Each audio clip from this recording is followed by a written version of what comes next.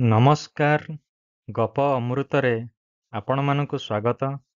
ବନ୍ଧୁଗଣ, ଆଜି ମୁଁ ଆପଣଙ୍କୁ 6ଟି ଶବ୍ଦ କହିବି ଯାହାର ଆରମ୍ଭ ଅକ୍ଷର ଗ।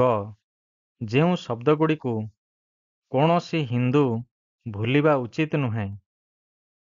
ତେଣୁ ଡେରି ନକରି ଆସନ୍ତୁ ଦେଖିବା।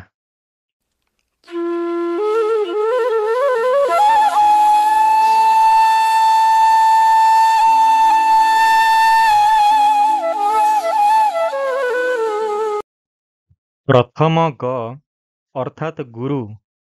ବନ୍ଧୁଗଣ, ଗୁରୁ ହେଉଛନ୍ତି ସାକ୍ଷାତ ଈଶ୍ୱର।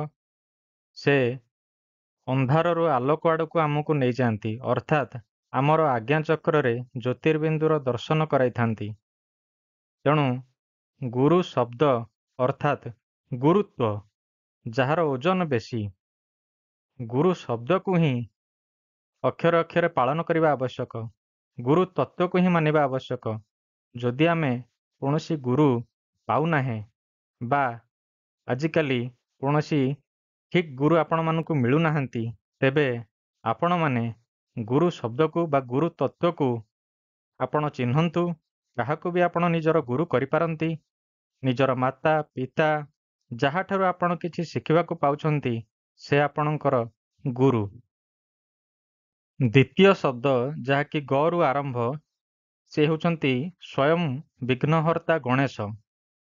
ନିର୍ବିଘ୍ନଂ କୁରୁ ମେ ଦେବ ସର୍ବ କାର୍ଯ୍ୟେଷୁ ସର୍ବଦା। ତେଣୁ ଯଦି ଆମେ ଭଗବାନ ଗଣେଶଙ୍କୁ ଭୁଲିଯିବା, ତାହାହେଲେ ଆମର କୌଣସି କାର୍ଯ୍ୟ ସଫଳ ହୋଇପାରିବ ନାହିଁ। ତେଣୁ ପ୍ରତ୍ୟେକ କାର୍ଯ୍ୟର ଆରମ୍ଭରେ ଆମେ ଭଗବାନ ଶ୍ରୀ ଗଣେଶଙ୍କୁ ଡାକିବା ନିହାତି ଦରକାର। ତାଙ୍କ ଦ୍ୱାରା ହିଁ, ତାଙ୍କର ଅନୁଗ୍ରହ ଦ୍ୱାରା ହିଁ ଆମର ସମସ୍ତ କାର୍ଯ୍ୟ ସଫଳ ହୋଇପାରିବ। ତୃତୀୟ ଗ ହେଉଛନ୍ତି ଗାୟତ୍ରୀ ମାତା। ସେ ହେଉଛନ୍ତି ବେଦମାତା, ଦେବମାତା ଏବଂ ବିଶ୍ୱମାତା। ଗାୟତ୍ରୀ ମାତାଙ୍କୁ କେବଳ ବ୍ରାହ୍ମଣ ନୁହେଁ, ପ୍ରତ୍ୟେକ ହିନ୍ଦୁ ପ୍ରାର୍ଥନା କରିବା ଆବଶ୍ୟକ। ମୁନି ଋଷିମାନେ ଗାୟତ୍ରୀଙ୍କର ଉପାସନା କରି ହିଁ ନିଜର ଆଧ୍ୟାତ୍ମିକ ଶକ୍ତିକୁ ବଢ଼ାଇ ପାରୁଥିଲେ। ଆପଣମାନେ ଯଦି ଗାୟତ୍ରୀ ମନ୍ତ୍ର ଦେଖିବେ, ସେଥିରେ ଭୂ ଭୁବଃ ସ୍ୱଃ 3 ଲୋକର ଦେବତା ଅର୍ଥାତ୍ ସବିତା ବା ସୂର୍ଯ୍ୟଙ୍କୁ ପ୍ରାର୍ଥନା କରାଯାଇଛି। ଏହି ମନ୍ତ୍ରରେ କୌଣସି ଦେବୀ ବା ଦେବତାଙ୍କର ପ୍ରାର୍ଥନା ଆପଣ ପାଇବେ ନାହିଁ, କିନ୍ତୁ ଯିଏ ସର୍ବଶକ୍ତିମାନ 3 ଲୋକର ଯିଏ ଅଧିଷ୍ଠାତା, ତାଙ୍କୁ ଏଥିରେ ପ୍ରାର୍ଥନା କରାଯାଇଛି ନିଜର ସଫଳତା ପାଇଁ, ନିଜର ଧୀଶକ୍ତି ବୃଦ୍ଧି ପାଇଁ। ତେଣୁ ଗାୟତ୍ରୀ ମନ୍ତ୍ର ପ୍ରତ୍ୟେକ ଜପ କରିବା ଆବଶ୍ୟକ ଏବଂ ଏହାର ସାଧନା ଆପଣଙ୍କୁ ନିଶ୍ଚିନ୍ତ ଭାବରେ ଆଧ୍ୟାତ୍ମିକ ଦିଗରେ ସଫଳତା ପ୍ରଦାନ କରିବ। ଚତୁର୍ଥ ଗ ଅର୍ଥାତ୍ ଗୀତା। ଶ୍ରୀମଦ୍ ଭଗବତ ଗୀତା, ଯାହାକି କେବଳ ଏକ ପୁସ୍ତକ ନୁହେଁ, ବରଂ ଏଥିରେ ଥିବା ପ୍ରତ୍ୟେକଟି ଶ୍ଲୋକ ସ୍ୱୟଂ ଭଗବାନ ଶ୍ରୀକୃଷ୍ଣଙ୍କର ମୁଖ ନିଃସୃତ ବାଣୀ। ଏଥିରେ ଥିବା ପ୍ରତ୍ୟେକ ଶ୍ଲୋକ ଏବଂ ଏହାର ଅର୍ଥ ଆମର ଦୈନନ୍ଦିନ ଜୀବନର ସମସ୍ତ ସମସ୍ୟାର ସମାଧାନ ଏଥିରେ ଉଲ୍ଲେଖ କରାଯାଇଅଛି।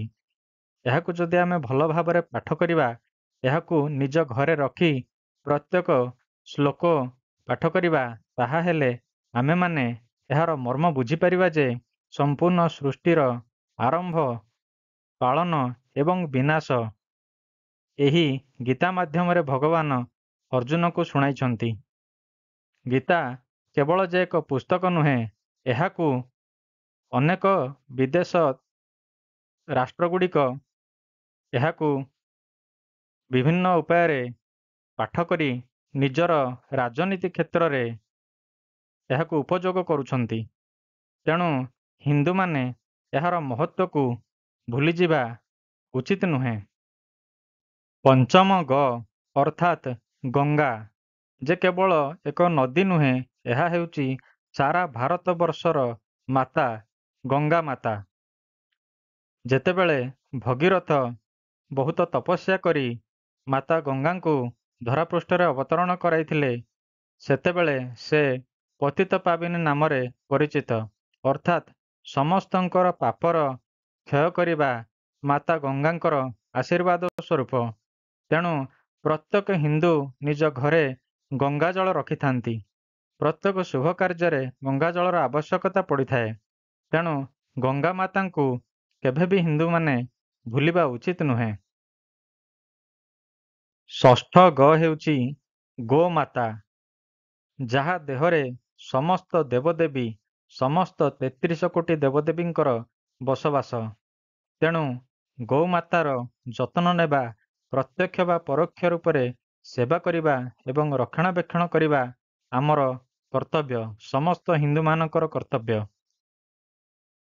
ବନ୍ଧୁଗଣ, ଏ ଥିଲା 6ଟି ଗ, ଯାହାକି ପ୍ରତ୍ୟେକ ହିନ୍ଦୁ ମନେ ରଖିବା ଆବଶ୍ୟକ। କୌଣସି ପରିସ୍ଥିତିରେ ମଧ୍ୟ ଏଥିରୁ ବିଚ୍ୟୁତ ହେଲେ ଆମର ହିନ୍ଦୁତ୍ୱ ନଷ୍ଟ ହୋଇଥାଏ। ଯଦି ଆପଣମାନଙ୍କୁ ଏହି ସୂଚନା ଭଲ ଲାଗିଛି, ତେବେ ଭିଡ଼ିଓଟିକୁ ଲାଇକ୍ ନିଶ୍ଚିନ୍ତ କରନ୍ତୁ। ଏହା ସହିତ ଗପ ଅମୃତ ଚ୍ୟାନେଲକୁ ସବସ୍କ୍ରାଇବ୍ କରନ୍ତୁ। ପୁଣି ଆସିବି କିଛି ଆଧ୍ୟାତ୍ମିକ କଥାକୁ ଆଣିକି। ସେ ପର୍ଯ୍ୟନ୍ତ ବିଦାୟ ଦିଅନ୍ତୁ। ଧନ୍ୟବାଦ।